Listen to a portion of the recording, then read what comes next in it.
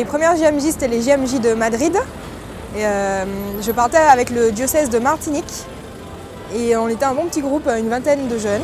Ce qui m'a marqué, c'était vraiment de la foule de jeunes présents pour le Christ, pour Jésus. C'était une foule vraiment immense.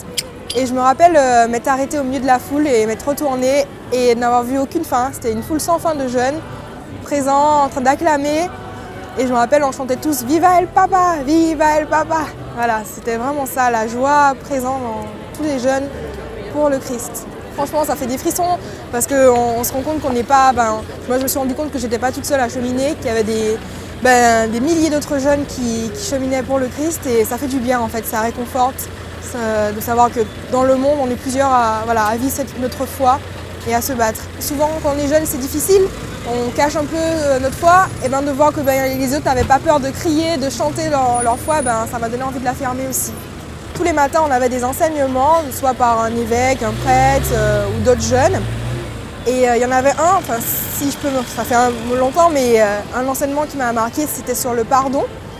En fait, le prêtre expliquait qu'il y avait des jeunes présents qui ont peut-être vécu des avortements, des choses dures.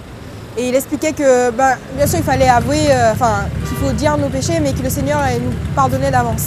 Voilà. Et ça m'avait beaucoup fait du bien, d'entendre ça. Je suis un peu plus âgée, mais je vais toujours pour partager avec d'autres jeunes, pour aussi donner, parce que j'ai beaucoup reçu mes dernières JMJ, là je vais un peu plus en encadrant un peu plus, du coup pour donner et pour apprendre toujours, et voilà.